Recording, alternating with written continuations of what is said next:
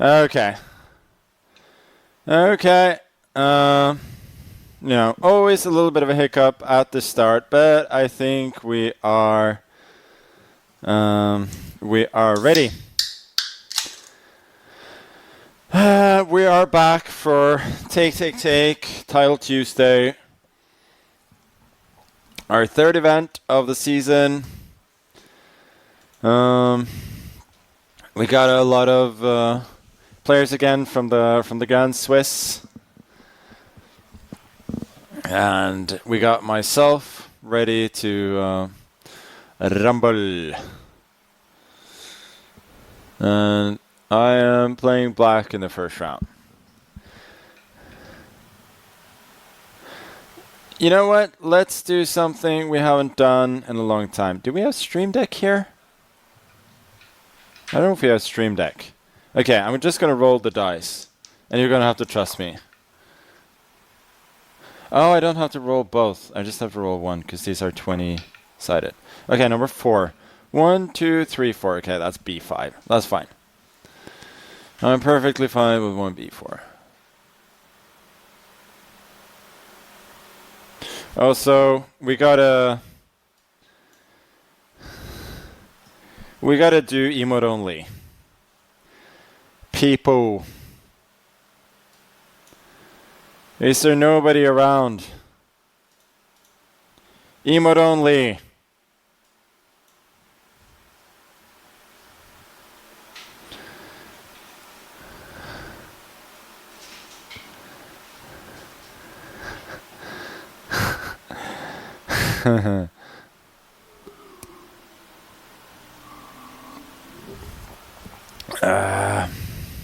I'll take it. This is a very decent gambit, actually. If White wants to keep the pawn, he has to go there. Oh, now it's emote only. Let's see if we get banned for being so slow.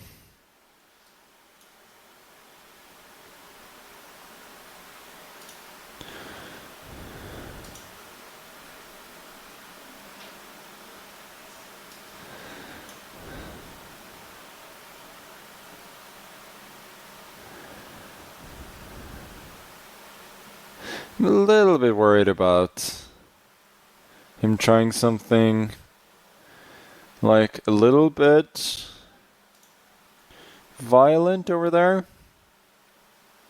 I feel like I can get away with bishop c5 here. There's the threat of bishop f2 potentially. Rook c8 maybe.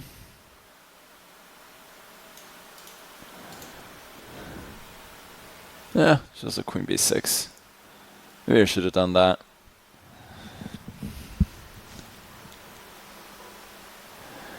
There's knight e5 still, but didn't feel like it was necessarily that dangerous. Here, this leads to some interesting complications, actually.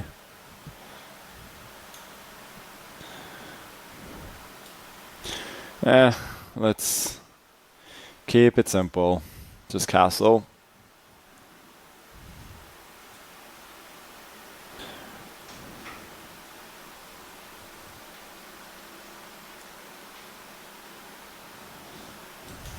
So,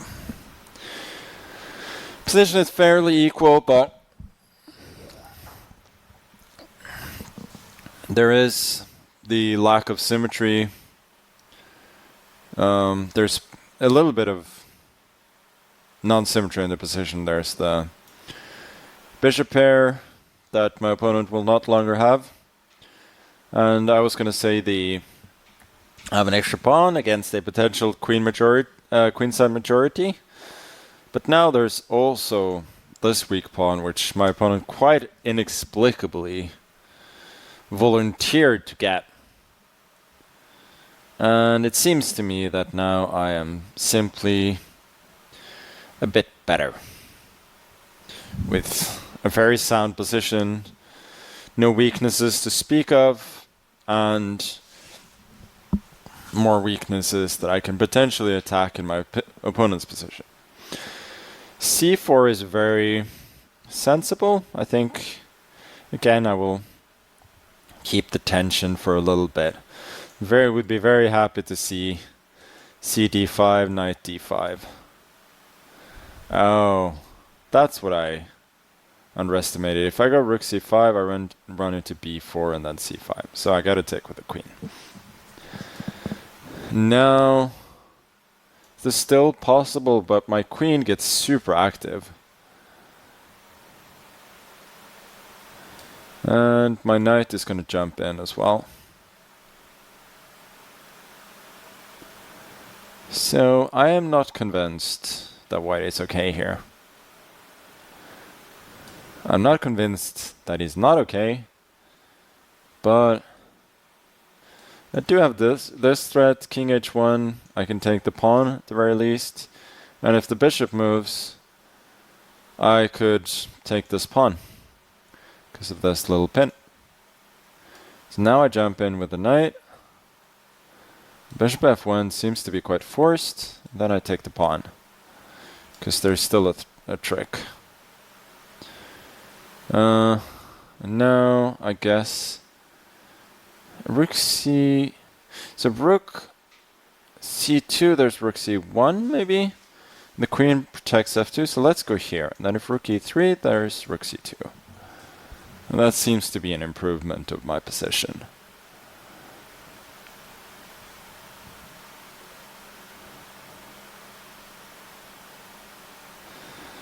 Okay.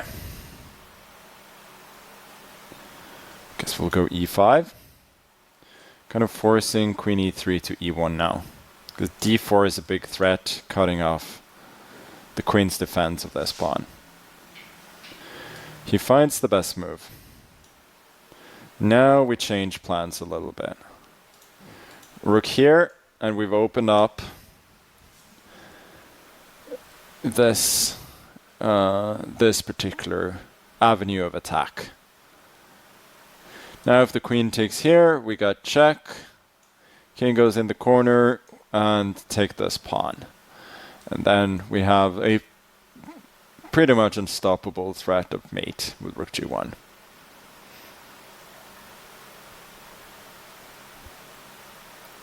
And it seems very hard to prevent the threat of rook g6 followed by queen g5 was the threat otherwise. My knight is hanging, but that does not matter since there's checkmate. Bishop h3 seems to be the only way to delay it a bit, but I just take it with my knight, and yeah, mate is inevitable. Okay, so I don't know. I guess he's just allowing me to mate. What do I want? Queen g1 or rook g1? I feel like rook g1 is nicer. Okay, good game.